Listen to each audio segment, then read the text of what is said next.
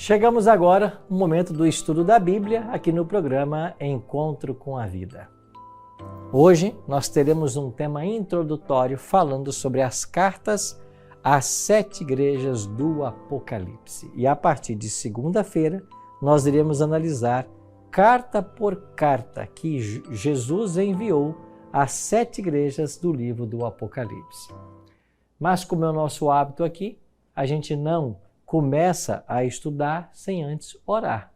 Eu quero convidar você a se juntar a mim nesta oração. Vamos orar? Pai, muito obrigado pelo privilégio de termos a Tua palavra em nossas mãos. Queremos estudá-la mais uma vez. Por isso suplicamos que o Teu bom e Santo Espírito esteja conosco e que Ele nos acompanhe agora, enquanto vamos aprender mais a respeito da Tua vontade para a nossa vida. Nos abençoa, Pai, e nos ajuda a entendermos o Teu recado para nós. Oramos em nome de Jesus. Amém. Obrigado por ter orado comigo. Vamos então a esse tema introdutório das cartas às 7 igrejas. Interessante que as primeiras cartas que nós temos conhecimento foram escritas há cerca de 2.500 anos antes de Cristo. E elas foram escritas em papiro. O que é papiro? Bom, papiro, esse material é uma planta ribeirinha e eles pegavam esses papiros, colocavam ali em talhas, em fatias, elas eram passadas por um tipo de prensa e depois então se escrevia nesses papiros. Esses papiros eram conservados geralmente dentro de vasos de barro para que fossem melhores preservados.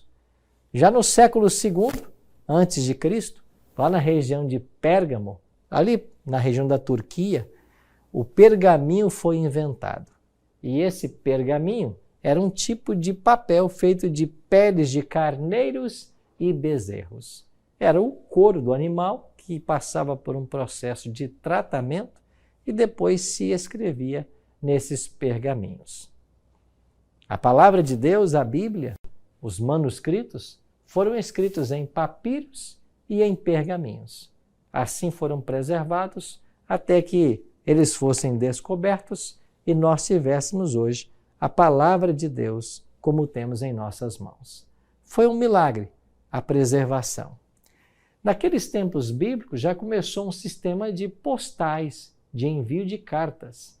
E quando nós olhamos para o mapa hoje da Turquia, você tem ali então a rota das 7 igrejas escritas no Apocalipse. E era mais ou menos esta rota que era seguida quando as cartas eram enviadas. João escreve o Apocalipse a partir da ilha de Patmos. E é da cidade de Patmos que essas cartas irão sair, endereçadas à igreja ou à cidade de Éfeso, Esmirna, Pérgamo, Tiatira, Sardes, Filadélfia e Laodiceia. Nós iremos fazer uma viagem agora, a partir de hoje e nos próximos dias, por estas 7 cidades. E vamos compreender um pouquinho dessas cartas e da mensagem que cada uma delas encerrava. Bom, as cartas mais conhecidas da história, eu posso trazer o exemplo para você da carta de Pero Vaz de Caminha. Essa carta que nós conhecemos foi escrita pelo português Pero Vaz de Caminha em 1º de maio de 1500, lá na cidade de Porto Seguro, na Bahia. Ela foi levada para Lisboa aos cuidados do governador Gaspar de Lemos. Essa carta é considerada o primeiro documento redigido no Brasil e, por esse motivo, é um marco literário do país. Essa carta, a carta de Pero Vaz de Caminha. Assim como as cartas do passado, as cartas do Apocalipse, escritas por João, que estava exilado na ilha de Patmos, têm um significado muito especial. A data é por volta do ano 95, 96, final do 1º século. João estava aí na ilha preso. Na época, reinava em Roma era o imperador Tito Flávio Domiciano. Ele exigia ser tratado como Deus, mas João não se adoraria a qualquer homem como Deus. João não adoraria a ninguém a não ser o Deus verdadeiro. E por causa da sua fé, João então é exilado na ilha de Patmos, que naqueles idos, no final do primeiro século, funcionava como uma prisão do Império Romano. Era uma ilha-prisão. E para lá João foi exilado. João era o apóstolo mais jovem dos 12. E então, nesse tempo de perseguição, Patmos era uma ilha-prisão do Império. O que é a ilha de Patmos? É uma ilha vulcânica que faz parte de 12 ilhas do Mar Egeu. Está situada a 55 quilômetros da Turquia. A área total dessa ilha gira em torno de 45 quilômetros quadrados. Se nós quisermos fazer uma comparação com a nossa ilha, aqui em Florianópolis, Santa Catarina, a nossa ilha tem 675 quilômetros quadrados. Ou seja, a ilha de Florianópolis é cerca de 15 vezes maior que a ilha de Patmos. Uma pequena ilha do Mar Egeu. Mas ali, João estava exilado. E foi lá nesse exílio que as portas dos céus foram abertas para João. João ouviu uma voz que dizia: sobe para aqui, João, e eu te mostrarei as coisas que devem acontecer. E a partir desse momento, João começa a receber então as revelações do livro do Apocalipse. Vamos ler alguns versos? Capítulo 1, versos 1, 2 e 4. João escreveu assim: revelação de Jesus Cristo que Deus lhe deu para mostrar aos seus servos as coisas que em breve devem acontecer, e que ele, enviando por intermédio do seu anjo, notificou ao seu servo João, o qual atestou a palavra de Deus e o testemunho de Jesus Cristo, quanto a tudo o que viu. As 7 igrejas que se encontram na Ásia Menor. O livro começa dizendo revelação de Jesus Cristo. A palavra revelação, na língua grega, apocalipse. Apocalipse quer dizer isso, revelação. Algumas pessoas acham que o livro do Apocalipse é um livro muito difícil de ser compreendido, mas o próprio nome significa revelação. E todo aquele que está disposto a aprender sobre o Apocalipse vai receber o auxílio divino para compreender os seus simbolismos, compreender suas lições espirituais. Nós iremos fazer uma viagem nos capítulos 2 e 3 e aprendemos mais sobre as 7 igrejas, que é parte do conteúdo escrito por João. Mas aqui, logo na abertura do livro, João fala a respeito das fases em que o livro passou até chegar à mão de João, que enviou para as igrejas. O Apocalipse nasce no coração de Deus. Por isso é dito revelação de Jesus Cristo que Deus lhe deu. Deus deu a revelação a Jesus. Jesus, por sua vez, entrega essa revelação para um anjo. E o anjo leva para João, que estava exilado na ilha de Patmos. João recebe ordem de escrever e enviar para as 7 igrejas. Essas foram as etapas que o Apocalipse passou até nós. Se você desejar conferir aqui no nosso gráfico, então o Apocalipse nasce com Deus o Pai, que é levado para Jesus, que leva para o anjo, que leva para João, e João envia então as 7 igrejas. Esse é um livro diferente. Só o Apocalipse passou por todas essas etapas antes de chegar até a igreja, até nós. Nenhum outro livro tem esse tipo de revelação, apenas o Apocalipse. Nos versículos 10 a 13, João declara: achei-me em espírito no dia do Senhor, e ouvi por detrás de mim grande voz como de trombeta, dizendo: o que vês, escreve em livro, e manda às 7 igrejas, Éfeso, Esmirna, Pérgamo, Tiatira, Sardes, Filadélfia e Laodiceia. Voltei-me para ver quem falava comigo, e voltado vi 7 candeeiros de ouro, e no meio dos candeeiros, um semelhante a filho de homem, com vestes talares e cingido à altura do peito, com uma cinta de ouro. A sua cabeça e cabelos eram brancos como a alva lã, como neve, os olhos como chamas de fogo, os pés semelhante a bronze polido, como que refinado numa fornalha, a voz como de muitas águas. Tinha na mão direita 7 estrelas, e da boca saía-lhe uma afiada espada de 2 gumes. O seu rosto brilhava como o sol na sua força. João tem, no dia do Senhor, no dia de sábado, uma revelação do próprio Jesus Cristo. Interessante que, se nós lembrarmos que Jesus foi crucificado no ano 31 da era cristã, e depois de alguns dias foi assunto aos céus, já haviam se passado agora, no ano 95, 96, cerca de 65 anos, que João não vira mais Jesus. Agora, quando está exilado na ilha, ele ouve por detrás dele uma voz. E quando ele se volta, ele vê o Cristo glorificado, caminhando entre os castiçais de ouro. Esta visão deve ter impressionado grandemente a João. João se lembrava da última vez ou das últimas vezes que havia visto o Cristo. Lembrava da cruz, do sofrimento da crucifixão, mas agora ele não é mais o homem de dores, ele não é mais o servo sofredor, agora é o Cristo ressurreto que se apresenta glorificado para conversar com o discípulo amado. Quando João vê a Cristo, João se dobra, se prostra diante do Senhor, se prostra como morto diante da glória da presença de Cristo. Mas Jesus vai tocar em João e dizer: João, não temas. Que mensagem maravilhosa! Cristo foi visto andando entre os castiçais de ouro, os candeeiros de ouro.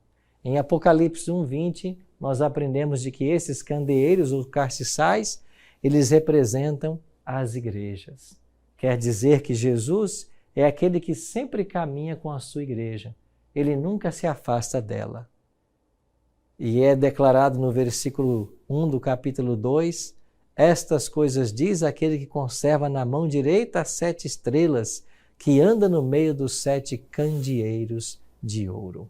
Sim, meus queridos, Jesus, aquele que morreu por nós, ele caminha no meio das suas igrejas. E aquelas mãos que foram atadas à cruz, agora são estendidas para levar uma mensagem de conforto e esperança para o povo de Deus em toda a era cristã. Essas 7 cartas de Jesus às 7 igrejas foram endereçadas às igrejas que existiam nos dias de João. É verdade que existiam outras igrejas cristãs, como na cidade de Corinto, em Tessalônica, mas estas 7 igrejas foram escolhidas pelo próprio Deus porque elas representariam 7 períodos pelos quais passaria o povo de Deus do primeiro advento até o segundo advento de Cristo, ou seja, ao longo de toda a história da igreja cristã. Essas igrejas existiam nos dias de João, mas elas também apontavam para uma realidade espiritual no futuro. Ou seja, as condições da igreja de Éfeso se cumpririam ao longo da história. As condições vividas pela igreja de Esmirna nos dias de João seriam vistas também na igreja cristã no desenrolar da história cristã. Então, as condições vivenciadas por essas 7 igrejas naquele momento, no final do primeiro século, apontavam para 7 etapas ou fases pelas quais passariam a igreja cristã até que Jesus até a volta de Cristo em glória e majestade. Então será a nossa missão estudarmos essas 7 igrejas. E enquanto estudarmos, nós iremos avançar cronologicamente no tempo, desde a morte de Cristo até a sua segunda vinda, em glória e majestade. É claro que você não pode perder esse estudo, por isso que a partir de segunda-feira nós iremos começar o primeiro estudo da igreja de Éfeso, e você é o meu convidado. Agora, nesse primeiro capítulo, nessa visão que João tem do Cristo glorificado, nós podemos extrair algumas lições especiais para a nossa vida. A primeira delas, Jesus caminha no meio da igreja. Isso significa que Jesus detém o controle da história. A história não ficou entregue aos homens. Na realidade, a história é o palco da atuação divina. É aí que Deus realiza os seus grandes projetos, os seus grandes propósitos. Deus caminha no meio dos candeeiros, que é um símbolo das igrejas, porque Deus caminha no meio da igreja. Ele está conduzindo sua igreja a um final glorioso. Nos altos e baixos que a igreja cristã enfrentou ao longo da história, Jesus sempre esteve presente e sempre conservou em todas as fases um povo remanescente, um povo fiel. Assim seria também nos dias finais da história. Então esta é a primeira lição. João escreve: conheço as tuas obras, conheço a tua tribulação, a tua pobreza, conheço o lugar em que habitas. A expressão conheço fala de um Deus que caminha no meio da igreja e sabe o que se passa com ela. Ou seja, nada acontece na sua vida oculto aos olhos do Senhor. Nada se passa com você que Deus não saiba, porque Ele caminha com a sua igreja. Ele entende o drama que você está vivendo. Ele sabe das suas lutas, dos seus problemas, e Ele vai estar sempre disponível para ajudar você. Esta é a primeira lição que o Apocalipse 1 nos ensina. Há uma outra lição especial. Somente Jesus nos conhece de verdade. Por quê? Porque nada está oculto aos olhos dele. Jesus se importava com João. Jesus sabia que ele estava exilado na ilha de Patmos. E quem sabe João, ali, isolado, preso por causa da palavra de Deus e do testemunho que ele dera, se sentisse em algum momento esquecido pelo Senhor. Mas não, o Senhor nunca se esquece de seus filhos. E Jesus escolheu um dia de sábado para aparecer para João. João escreve que foi no dia do Senhor, num santo sábado, que Jesus aparece para ele. Jesus não aparece para ele como um mestre sofredor, como um homem de dores. Agora ele aparece como Cristo ressurreto, como Todo-Poderoso. E ele vem dar para João uma mensagem de esperança. João, não temas, eu sou o primeiro e o último. Eu sei que você estava nessa ilha, eu sei a luta que você está passando, mas eu tenho uma missão para você. E de fato, a despeito da idade avançada de João, ele ainda vai escrever o livro do Apocalipse e depois disso, o Evangelho e as cartas, as 3 cartas de João. Então Cristo tinha uma missão para João, mesmo estando ele em idade avançada. Essa é uma mensagem para você, meu querido amigo, que talvez já está na terceira idade, quem sabe já com os anos avançados. Você acha que Deus não tem um plano para você? Tem. O Senhor sempre tem. Ele sempre tem um plano para a vida de todos nós. Ele tem algo projetado para você, algo grandioso. E se você se unir a Ele, se você se conectar com Deus, se você deixar que Ele te ensine, que Ele fale, você vai entender ainda o plano que Ele tem para você. Isso aconteceu com João e pode acontecer com todos nós. Mas há ainda uma terceira lição. Jesus é o único que possui as chaves da morte e do inferno. Ou seja, Ele tem o poder para vencer a morte. Ontem eu falei um pouquinho sobre isso. Jesus é aquele que tem o poder de vencer a morte, porque Ele vai ressuscitar as pessoas que nós amamos. Isso foi confortador particularmente para João, que era um prisioneiro, que era um homem idoso. Ele sabia que os seus dias não iriam muito longe, mas ele, ao descobrir que Jesus é aquele que tem as chaves da morte, da sepultura, o seu coração se encheu de esperança. Quem sabe ele se lembrou das palavras de Jesus, lá junto à sepultura de Lázaro: eu sou a ressurreição e a vida. Aquele que crê em mim, ainda que morra, viverá. Isso mesmo. Prezados amigos, quantas lições podemos aprender da Bíblia a respeito desse Cristo que nos ama, desse Cristo que tem todo o poder no céu e na terra, que venceu a morte e hoje pode trazer à vida aqueles nossos queridos que a morte levou. João foi confortado com essa palavra e nós também seremos confortados. O capítulo 1, verso 17 e 18 diz da reação de João ao ver o Cristo glorificado. Porém ele pôs sobre mim a mão direita: não temas, eu sou o primeiro e o último, aquele que vive. Estive morto, mas eis que estou vivo pelos séculos dos séculos e tenho as chaves da morte e do inferno. Uma quarta lição que podemos aprender desse texto é que Jesus nos convida a ouvirmos a voz do Espírito Santo. Há sempre uma mensagem de Deus para você.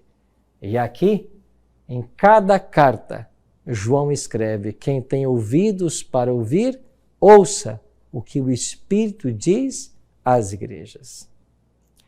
Depois que Jesus foi assunto aos céus, ele enviou outro Consolador, o Espírito Santo. Jesus disse que ele estaria para sempre conosco. E ao longo de toda a história da igreja, o Espírito sempre esteve presente. E em cada carta, João faz um apelo. Quem tem ouvidos para ouvir, ouça o que o Espírito diz às igrejas. A partir de segunda-feira, eu quero convidar você a nós pararmos para ouvir o Espírito. E através dessas 7 cartas, nós iremos compreender a situação do povo de Deus ao longo de toda a era cristã e a mensagem especial que Deus tem para os dias atuais, para o tempo presente.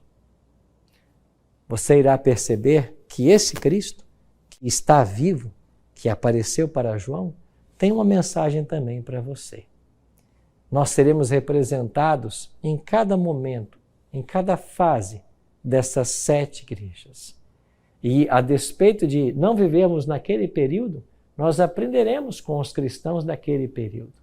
E nós iremos conhecer mais sobre a forma como Deus lida com o seu povo, como ele trata o seu povo e como o povo de Deus foi preservado miraculosamente ao longo de toda a era cristã, mesmo enfrentando severas tribulações.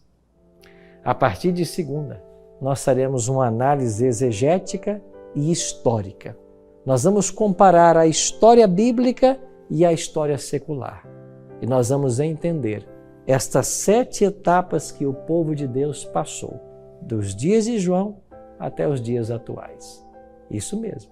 Você vai descobrir que existe uma mensagem atual para você.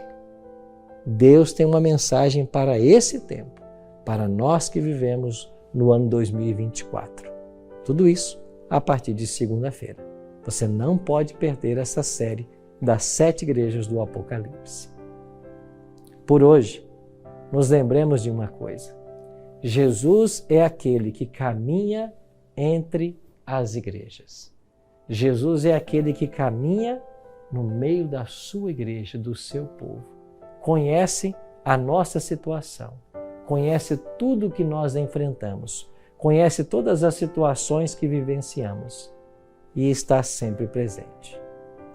Aliás, ele é o fundador da igreja.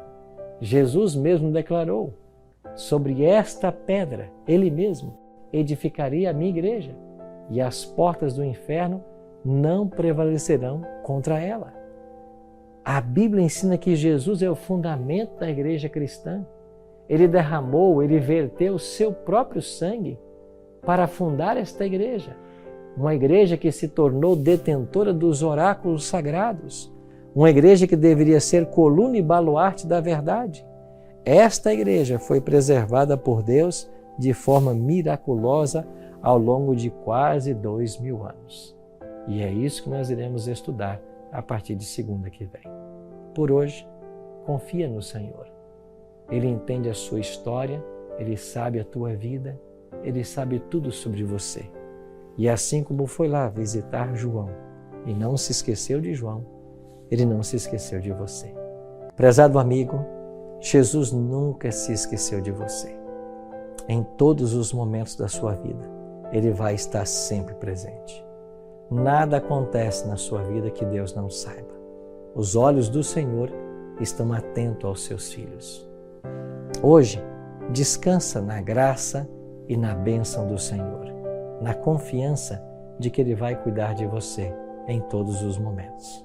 Ora comigo.